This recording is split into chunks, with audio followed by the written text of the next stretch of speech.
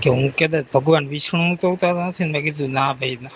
વળી ત્યાંથી નીકળી ગયા, ચા પાણી પીધા આપણે, મસ્તીનો પેલો ચાનો કોટો ચડાવ્યો. તમને તો ખબર જ છે, ચા પાણી પીને આપણે ફાકી જોઈ, ફાકીનો એક મસ્તીનો કોટો ચડાવી દીધો. પછી શેઠની જાદુને લઈને આપણે નીકળી ગયા કલાવ રોડ ઉપર. એક જગ્યાએ સામાન દેવા જવાનો હતો. તો સવારમાં કંઈક આવો નજારો હતો ભાઈ કલાવ રોડનો.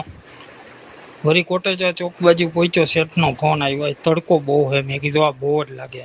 એ કે તું ચિંતા ન કર, તારી હાટું કોટેજા ચોકમાં પ્લેન રાખ્યું હે, તું ત્યાં જઈને ડિલિવરી કરી આવ.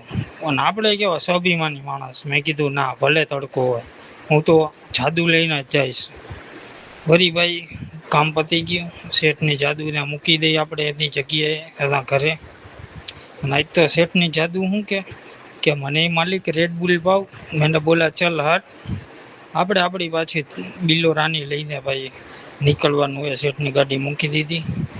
અને આવી તમે જુઓ, મારા ફેસ આજે મારો કાળો થઈ ગયો. એનું કારણ તમને કહું. એનું કારણ આ એક જ છે કે માસ્ક ભૂલી ગયો તો હિચકતા.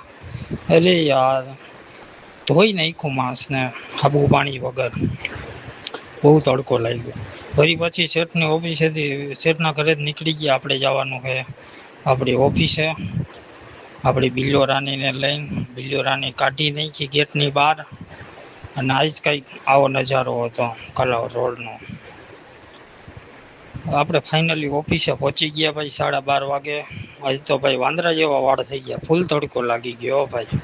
પછી વિચાર આવ્યો કે મને ટ્રેનિંગ જે હાથ ઉપર થાય છે ને, એનું કંઈક કરવું જ પડશે. પછી એનું સોલ્યુશન છે ડૉક્ટર એલોયનું. મસ્તીનું છે, ટ્રેનિંગ સોપ આવે છે. તમે કોમેન્ટ કરજો બધા, તમે કયો સોપ વાપરો છો. બહુ જ મસ્તીનો સોપ આવે છે, જેના તમારા હાથની ટ્રેનિંગ દૂર થઈ જાય છે. મહાદેવ મિત્રો.